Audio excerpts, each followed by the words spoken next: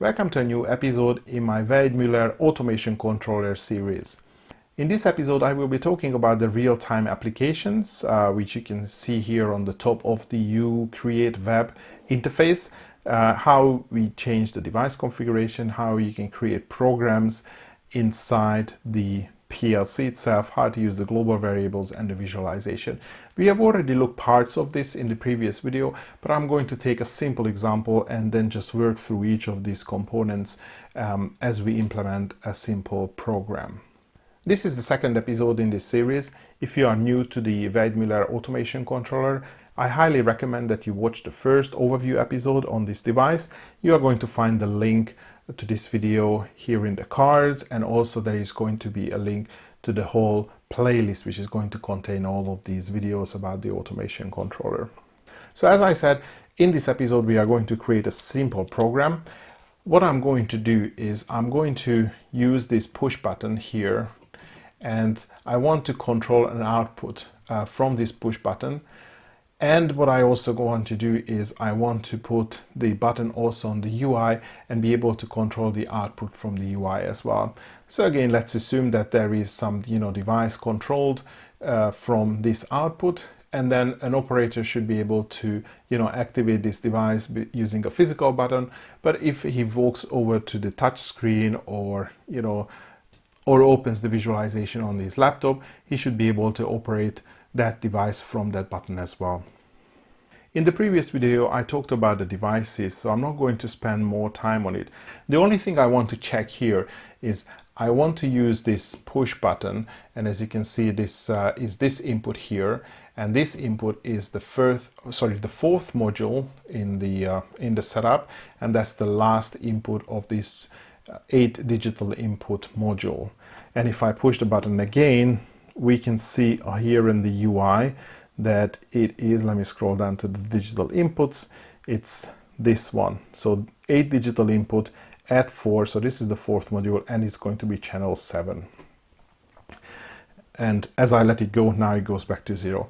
And what I also mentioned in the previous episode, in order to use inputs and the outputs on any of the modules inside a programming or inside a visualization, we have to create global variables. So that global variables ties the data together between the programming interface, the visualization interface, and in fact Node-RED as well, that we are going to look at in future episodes.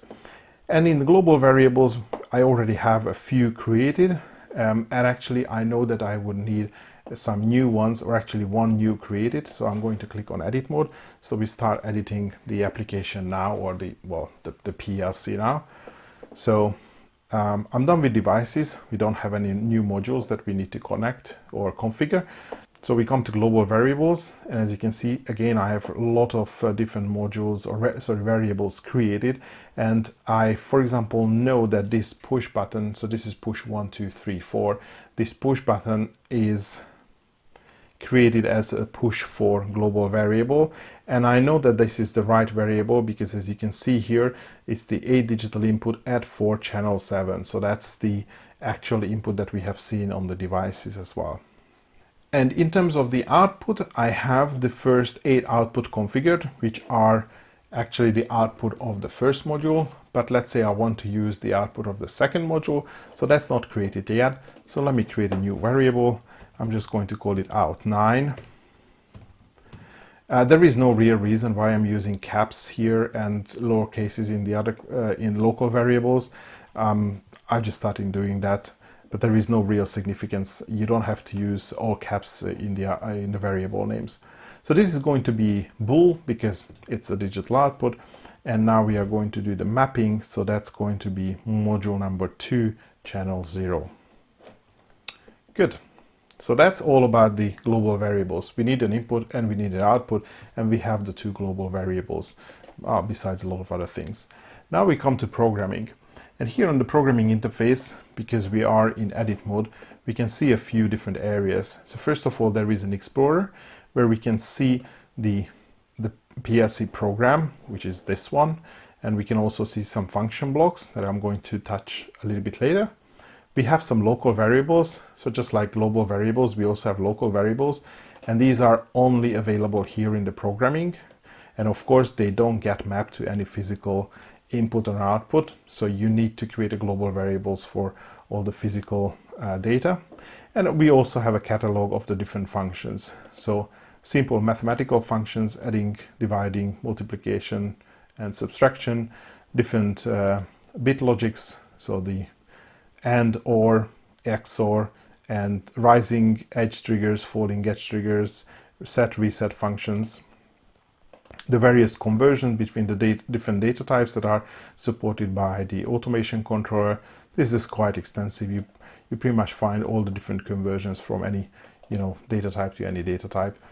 Next section is counters, up and down counters, and combine up-down counters, value comparisons, moving values between different variables, or selecting values and moving them to different variables. We are going to use these a little bit later. In the controller section, we have a single one. We have a PID controller that we can implement here within the program. Bit shift and rotate functions, timers, so again on timers, off timers, pulse generation. And finally, we have something which is called a custom. And when you start programming, you are going to see this custom.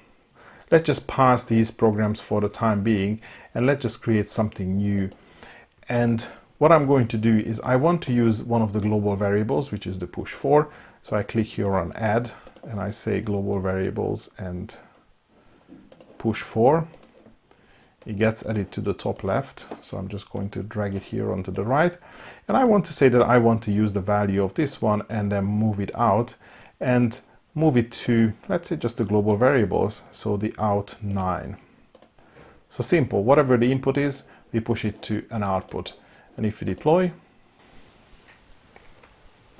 and now we can see that if I push the button, then the output also turns in sync with the input. So as long as I push it, the output turns on, and we can see the same thing on the screen as well. So the screen turns into some sort of debugging screen. But I think what I would like to do is I would like to do some sort of toggle functionality. So I push the button once, the output turns to 1, and if I push it again, then the output turns to 0. And from the previous video, you probably have seen that I've already implemented that. So if I push the second button, then the second output here on the first channel turns on, so the first module. And if I put it again, press it again, then it turns off. And this is what I've implemented here. And there is no T flip-flop or the toggle blocks available here in the, let's say, in the standard catalog. So I had to create something my own. And of course I can do this, wiring various triggers and then, various gates together. And actually this is what I have done. But I managed to basically put everything into a single one. And that's where these function blocks come on. So the function block is just like a function in any other programming language. It's a reusable component that you can just pass data to, and then it pushes data back to you. So here in my T flip-flop function block, I have one input, which is called the toggle, and I have one output. And the great thing about these function blocks is, well, obviously, you don't have to do the same function over and over again. You can just implement them in a function block. But the other reason you want to use this, because if I start zooming out here on this editor, you can see that there is a bounding box around the flow. And that's actually the physical extent of the program that you can implement here. So there is only so much logic that you can put into the main program. As you can see, if I scroll all the way down, that's pretty much the end of it. So at a certain point, you might want to move the part of your code into a function block, because you can have multiple of these function blocks which can implement a complete functionality, and they have their own programming spaces, pretty much the same as the main program. So this is how you can save space. You first start to implement the program here, and whenever you find an element that either needs to be reused or can be put into a function block, you just create it as a function block. And then when you create the function block, it appears under custom here, and you can just drag it in as a new box. And as you can see, I have used this T flip-flop here, and I've also used this T flip-flop here. And that also explains why in the debugger, when the program is running, you are not seeing what is happening in the function block, because the function block can be instantiated multiple times. So, what do you debug? Which instance do you debug? Keep this in mind, that within the function block, you can implement either simple reusable logic or even more complex logic. And the only thing you need to do in the function block, you can still obviously reuse everything that you have here in the catalog, all the, let's say, or the standard or the primitive blocks. And then you can also create variables. And in here in the variables section, you can configure which is the input variable. So that's going to be on the left side of your box. And what's the output, which is going to be on the right side of the box. So mine is simple. It has an input, which is a bool, and then it has an output.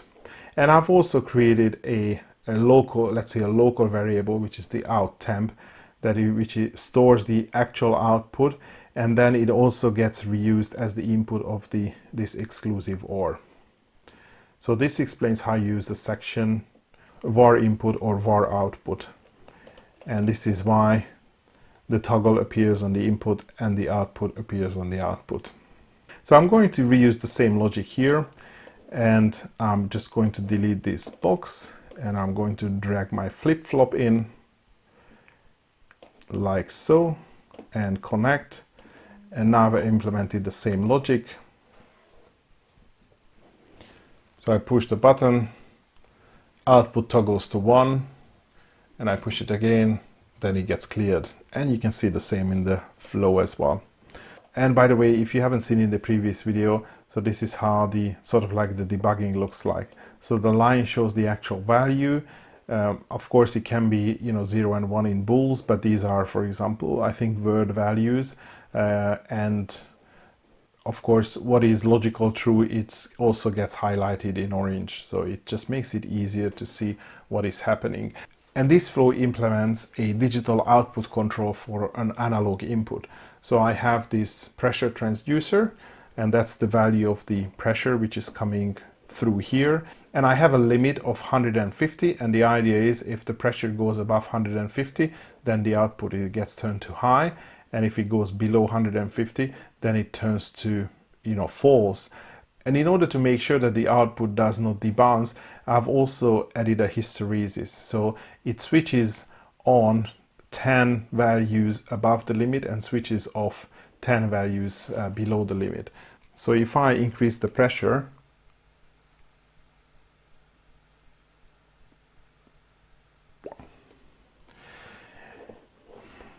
you can see that this greater than comparator turns to 1, and that is connected to the rising trigger, which trigger goes into a set reset logic. So whenever the pressure value goes above 160, it sets the output to 1 using the set reset. If it drops below 160, the comparator is no longer 1, but the rising edge trigger is not going to do anything, so the output remains 1, and it's going to remain 1 all the way until the pressure drops below 140, because that's the only time this rising edge trigger is going to set a trigger to the reset. Here in this flow, the pressure comes from a global variable. The limit value and the hysteresis are just defined in the local variables, so we can see them here at 10 and 150, and they are just defined here, so they can't be influenced from anywhere else. Basically, they act like constant values in the program. Okay, so this would be the programming in a nutshell, and let's actually turn our attention to visualization.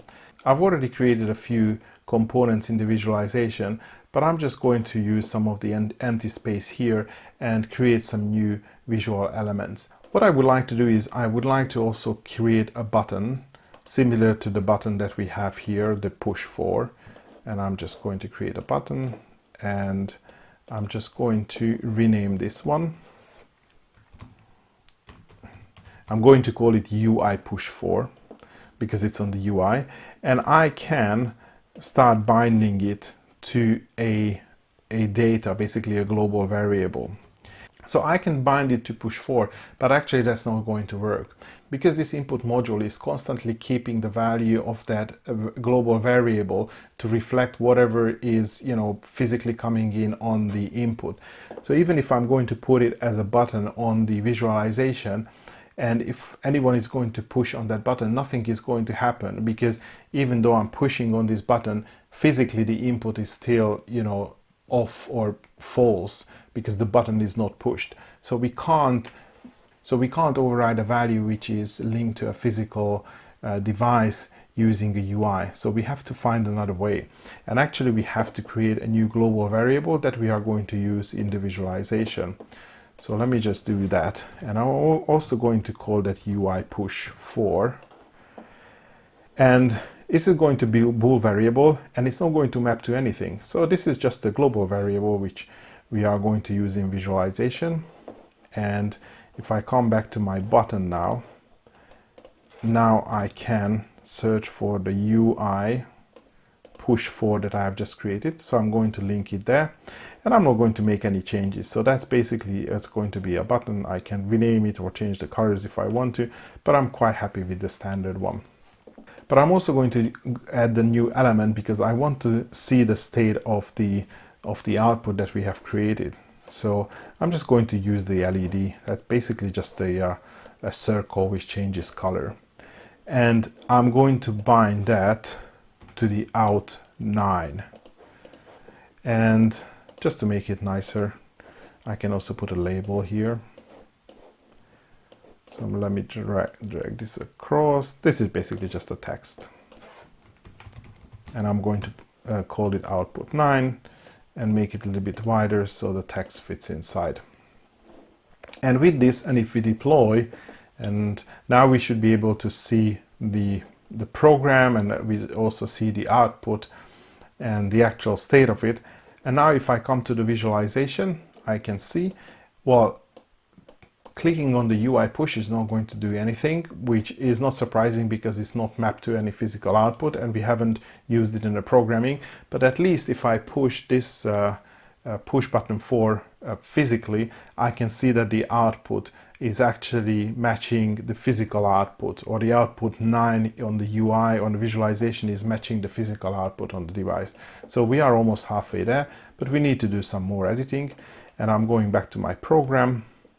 And here I left a little bit space here for a reason, because I want to add not a bit logic, but an AND logic. Not an AND logic, an OR logic, which basically says that either the input from the physical push button or the UI is going to operate my flip-flop. And here I can click on the add, but I can also drag this out, and then from the global variable I can select the UI push 4. And if I deploy now, on the visualization seemingly nothing has changed. If I push the physical button, the output changes, and if I push it again, then again now the output is off. But I can do the same from the UI push button as well. So now I enable the output from the UI push button. Now I can disable it from the physical button, or I can enable from the UI and sort of disable from the physical button. So again, this was a good example to see how the program, the global variables, and the UI visualization are all linked together. You start from the global variables, and then you can start using them either in the programming or the visualization, or actually in both places.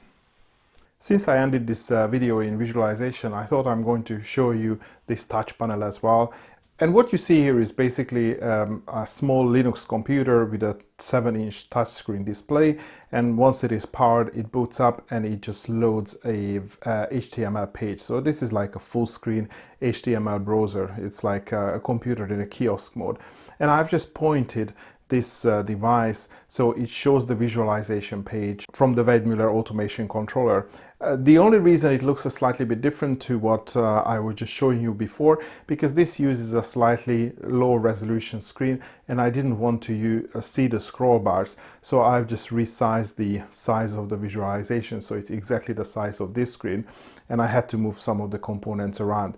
But as you can see, because it's touch screen, I can operate it here, so I can use my UI push 4 button and it operates the output 9, and I get the updates here. I also get the readings. So, it just works like as a touch screen computer. And at the moment it's mounted in a box. but of course it would be in a control cabinet where you can control your devices from. And all the connections are hidden inside under the screen, and it connects to the network using just a regular Ethernet cable. So it is almost like a plug-and-play system, and it makes it really easy for somebody to operate the machines from the shop floor. And I think this will conclude my episode on the real-time programming and visualization that is available in the Weidmüller PLC. As I said before, if you have questions, just leave them down in the comment section. I will try my best to answer or get them answered as much as I can, and if there are recurring questions, I might be covering them in a separate Q&A video. But that's all for today. Thanks for watching, and hopefully see you in the next video.